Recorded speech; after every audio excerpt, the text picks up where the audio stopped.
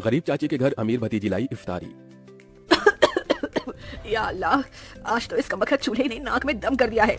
ऐसा लग रहा है जैसे चूल्हा ना होकर धुएं की चिमनी हो। अपनी चाची को इस तरह से धुएं में परेशान देखकर जोया आकर कहती है, लाइए चाची माँ, आज हम आपको रोटियां बनाकर खिलाते हैं। अरे नहीं जोया, मैं बना लूंगी। मैं नहीं चाहती कि इस चूल्हे के धुएं से मेरी हूर सी भतीजी का चेहरा काला पड़े। इतने में जोया का चाचा अनवर सिर से पांव तक मिट्टी में सना हुआ घर लौट आता है। उसके हाथों में एक छोटी सी थैली थी जिससे चाशनी टपक रही थी। उफ, अरे थैली में से ये क्या टपक रहा है? अरे माफ करना बेगम, मैं तो भूल गया था। मैं जोया बिटिया के लिए उसके मनपसंद की रस भरी इमरती लाया हूँ। इमरती का नाम सुनते ही 24 साल की जोया किसी बच्चे की तरह उतावली जताते हुए बोली, क्या सचमुच चाचा जान, आप मेरी मनपसंद की इमरती लाए हैं? मेरे मुंह में तो पानी आने वाला था, मगर मैंने किसी तरह खुद को रोक लिया। हम सब साथ में इसे इफ्तार में खाएंगे। अरे नहीं बिटिया, मैं जरा सी ही इमरती लाया हूँ, तू खा ले। मुझे और तेरी चाची को मीठे से खास मोहब्बत नहीं है ना बेगम? जी बेशक। असल में इमरती खाने का मरियम और अनवर का भी बड़ा मन था, मगर दोनों अपना मन मार लेते हैं। बचपन की दुर्घटना में जोया के माता पिता स्वर्ग सिधार गई, जिसके बाद से जोया के चाचा चाची ने उसे अपनी बेटी की तरह पाला पोसा। उसके प्यार में कोई कमी न हो, इसलिए दोनों ने खुद की अपनी औलाद भी नहीं की। अनवर की माली हालत कुछ ज्यादा खास अच्छी नहीं थी। बस उसके पुश्तों का छोड़ा गया सालों पुराना एक कमरे का कच्चा घर और खेती करने के लिए जमीन का एक छोटा सा हिस्सा, जिस पर थोड़ी बहुत खेती करके जैसे तैसे 2 वक्त की रोटी का गुजारा चल रहा था। या खुदा, कढ़ाई में जरा सी सब्जी है।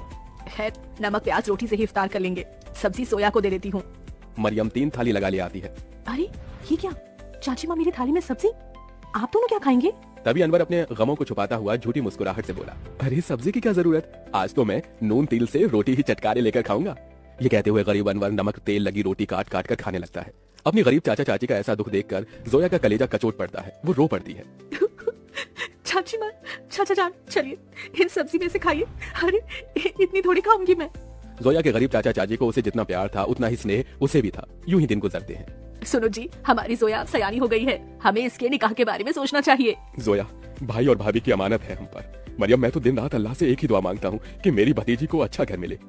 अनवर जोया के लिए रिश्ता ढूंढने लगता है, जो कि अमीर खानदान में हिना के बेटे से लग जाती है। अब शादी की तैयारी शुरू हो जाती है। अनवर, अभी तक जोया के निकाह का जोड़ा नहीं सिलाया। 2 रोज बाद उसकी रुखसती है। जानता हूँ बेगम, मगर जितना कर्ज लिया था वो खर्चा हो गया। मैंने तुमसे एक बात भी छिपाई है, मैंने अपनी जमीन बेच दी।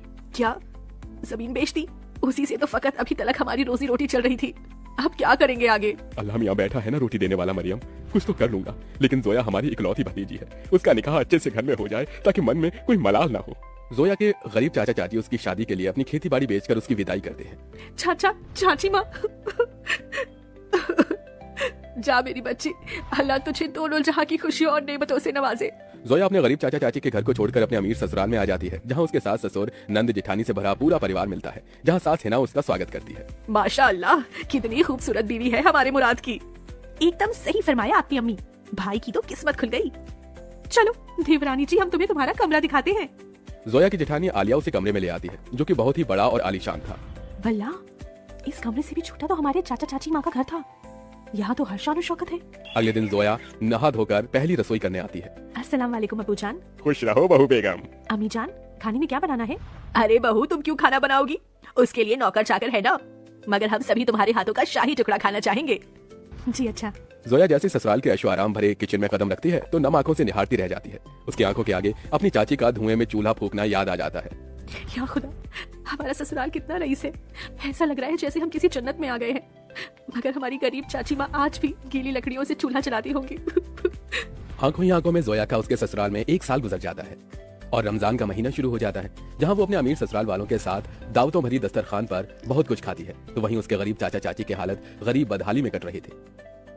अरे क्या हुआ मरियम बेगम, अभी तक खाना नहीं लाई? मैं वजू करके कब का बैठा हुआ हूँ। जी लाई। मरियम कुछ रोटियां रखकर नमक मिर्च के साथ लाती है। जी बस यही है खाने में, रूखा सूखा है खाने में। जाने अल्लाह हमारे दिन कब बदलेगा। बाकी दिन भी रूखा सूखा खाते हैं और रोजे में भी रूखा सूखा खाकर काटना पड़ रहा है। मरियम, अल्लाह ने जो दिया है उसे सिर माथे लगाकर खाओ। बेचारे गरीब शौहर बेगम एक दूसरे को निवाला खिलाकर गम बांटते हैं। कंगाली इतनी थी कि दोनों पानी से सहरी करके भूखे पेट कड़ी धूप में भट्टी पर काम करते हैं और यूं ही दिन गुजरते गए। बेगम, अल्लाह के करम से इतने पैसे जुड़ गए, कल जोया के ससुराल इफ्तार दे आते हैं। दोनों खुद पर दुख उठाकर जोया और उसके ससुराल वालों के लिए कपड़े फल मिठाई के साथ इफ्तार लेके जाते हैं। अरे समधी साईं, आप दोनों?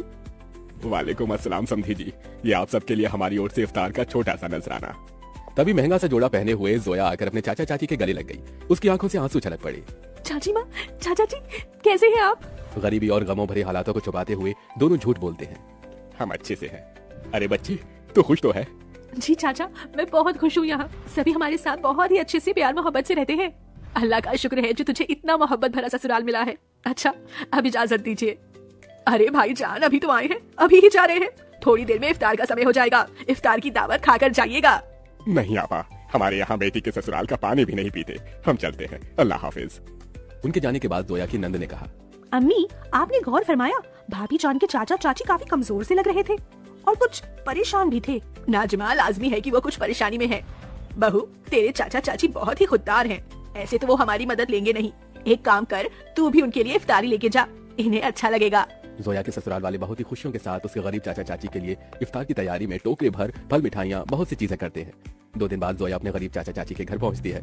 किस्मत तो देखो, उस इफ्तारी की शाम उनके घर में रोटी के लिए भी जखना लगा हुआ था। तभी कुछ लोग अलमारी, कुर्सी, फ्रिज, पलंग इत्यादि अंदर लाते। ये सब किसका सामान उतर कर हमारे घर आ रहा है? जोया, तू मेरी बच्ची। अस्सलाम वालेकुम चाची माँ, क्या बात है? इफ्तार का समय हो गया और आप दोनों ऐसे बैठे हैं। वो हम इफ्तार करने ही जा रहे थे। तो चलिए, मैं थाली लगा कर लाती हूँ। हम तीनों चाचा चाची भतीजी एक साथ इफ्तार करेंगे। जोया जैसे ही चूल्हे के पास जाकर देखती है तो सारे बर्तन खाली पड़े होते हैं। ये देखकर उसकी आंखों से आंसू गिरने लगते हैं। चाचा चाची, इस घर से मेरी रुखसती क्या हुई? आप दोनों ने मुझे इतना पराया कर दिया कि ये तक भी ना बताया कि आप दोनों किन हालातों से गुजर रहे हैं।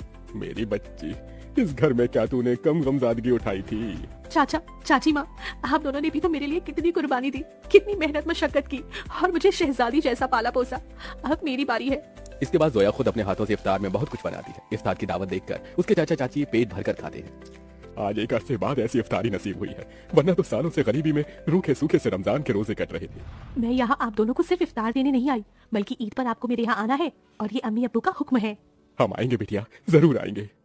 जोया के गरीब चाचा चाची ईद के दिन उसके घर आते हैं, जहाँ उनका खूब स्वागत होता है और सभी साथ मिलजुल कर ईद मनाते हैं।